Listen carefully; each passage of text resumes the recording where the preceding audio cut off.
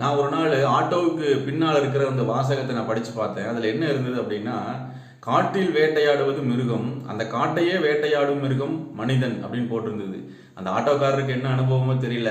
ஆனாலும் அந்த வாசகம் கிட்டத்தட்ட உண்மைதான். ஏன்னா இந்த நாட்களில் நியூஸில் வர்ற காரியங்களை எல்லாம் நம்ம பார்க்கும்போது கொலை, கொள்ளை, பாலியல் வன்கொடுமைகள், சட்டத்துக்கு விரோதமாய் நடக்கிற காரியங்கள் எல்லாம் பார்க்கும்போது மனிதன் ஒரு வேளை மிருகமாகவே மாறிட்டானோ அப்படின்னு தான் தோணுது. ஏன்னா பரிசுத்த வேதாகம் தெளிவாக சொல்லுகிறது, கடைசி நாட்களில் மனிதன் இப்படி தான் இருப்பான். எப்படி இருப்பான் அப்படின்னா 2 தீமோத்தேயு 3ஆம் அதிகாரத்தில் முதல் 4 வசனங்களை நம்ம வாசிக்கும் போது, கடைசி நாட்களில் கொடிய காலங்கள் வரும். அதில் இப்போ ஜனங்கள் எப்படி இருப்பாங்க அப்படின்னா, பணத்தாசை உள்ளவர்களாக, தற்பிரியர்களாக, சுகபோக பிரியர்களாக, கடவுள் பயமற்றவர்களாக, இன்னும் சொல்ல போனால் அகந்தை, இருமாப்போடு மற்றவர்களை சண்டை பண்ணுகிறவர்களாக, கீழ்ப்படியாதவர்களாக, சுவாப அன்பில்லாதவர்களாக, பரிசுத்தம் இல்லாதவர்களாக, இப்படி நம்ம அதில் இப்போ ஒரு 19 விதமான தீய குணங்களை குறித்து அங்கே சொல்லப்பட்டிருக்கிறது. அப்போ இந்த மாதிரியான சுபாவம் உள்ளவர்கள் தான் இன்றைக்கு ஜனங்கள் அப்படி மாறிட்டாங்க. ஏன் அப்படின்னா அவங்களுக்கு கடவுளை குறித்துதான ஒரு பயம் இல்லை. மேக்சிமம் எல்லா மனுஷருமே பார்த்தீங்கன்னா ஏதாவது ஒன்றுக்கு அடிமையாக இருக்கிறான். ஒன்று குடிக்கு அடிமையாக இருக்கிறான், அல்லது ஆபாச படங்களுக்கு அடிமையாக இருக்கிறான், அல்லது போதைப் பொருட்களுக்கு அடிமையாகிடுறாங்க, இல்லை பணத்துக்கு அடிமையாகிறாங்க. இப்படி ஏதாவது ஒரு அடிமைத்தனத்துக்குள்ளே போய் ஜனங்கள் ஒரு தீய குணங்கள் கொண்டவர்களாக தான் இன்னைக்கு வாழ்ந்து கொண்டிருக்கிறார்கள்.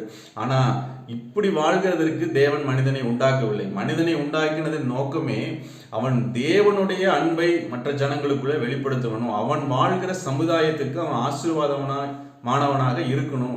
அவன் வாழ்கிறதன் நிமித்தம் அந்த சமுதாயம் ஆசீர்வதிக்கப்படணும். சமுதாயத்துக்கு பிரயோஜனம் உள்ளவனா, கடவுளுக்கும் பிரயோஜனம் உள்ளவனா அவன் இருக்கணும். அப்படிங்கிறதுக்கு தான் கடவுள் மனிதனை படைச்சார். ஆனால் இது இன்னைக்கு எல்லாமே தலைகீழாக மாறி போச்சு. காரணம், அந்த கிறிஸ்துவின் அன்புக்குள்ள வரல.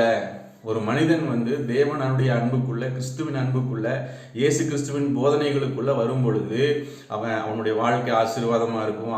அவனால் அந்த சமுதாயம் ஆசீர்வதிக்கப்படும். அந்த தீய குணங்கள் அவனை விட்டு வெளியே போய் ஒரு நல்ல மனிதனாக அவன் வாழ முடியும். இதுதான் வேதாகமம் போதிக்கிற ஒரு சத்தியம்.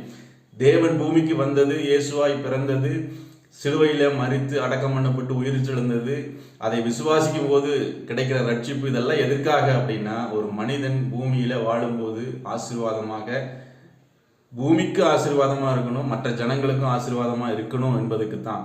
அதனால இயேசு கிறிஸ்துவை நம்ம நேசிப்போம், அவருடைய போதனைகளை நம்ம கேட்போம், அதன்படி நம்முடைய வாழ்க்கையை நம்ம அமைத்துக் கொள்வோம். இந்த மிருகத்தனமான குணங்கள் நம்மை விட்டு கடந்து போகட்டும். நம்ம சமுதாயத்துக்கு ஆசீர்வாதமானவர்களாக இருக்க நம்ம முயற்சிப்போம். God bless you. மீண்டும் நாளைக்கு சந்திப்போம்.